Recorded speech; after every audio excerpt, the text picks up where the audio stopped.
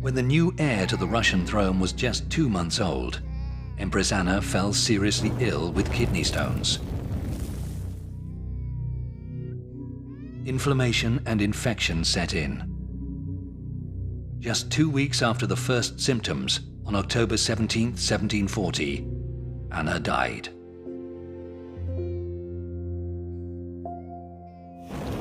One of her last acts was to sign a decree appointing a regent for the infant emperor, the Duke of Courland, Ernst Biron.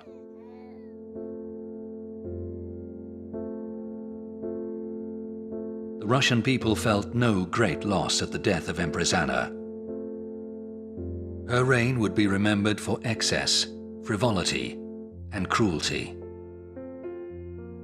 Nevertheless, it was Anna who pushed forward the development of St. Petersburg.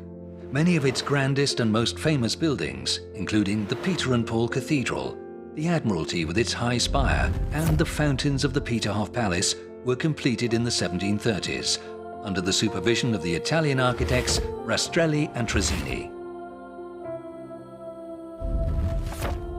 Italian musical theatre made its first appearance in Russia, while the Academy of Sciences published a regular newspaper, the St. Petersburg News, as well as the first Russian scientific journals.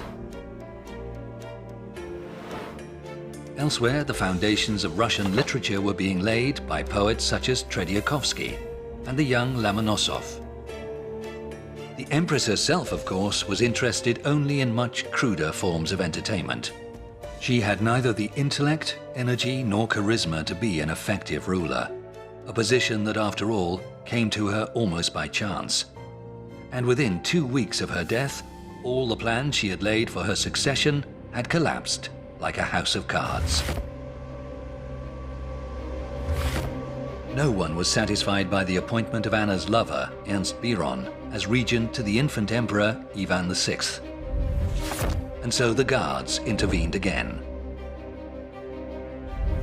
On the night of November 9, 1740, Field Marshal Count von Munich and 80 guardsmen burst into the Winter Palace.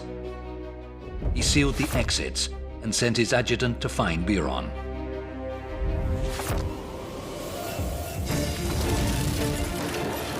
According to the adjutant's report, Biron was sleeping soundly when they arrived.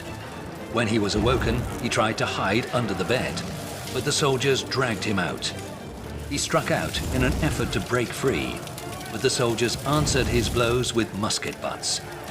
He was then stripped naked, tied up, and carried to the guardhouse, where he was loaded into the field marshal's waiting carriage. He was carried out past the very rooms in which Anna's coffin was still lying. By 6 a.m., the palace coup was over. Russia had a new regent, the infant emperor's mother, the 21-year-old Anna Leopoldovna, rumored to be even less intelligent than her aunt.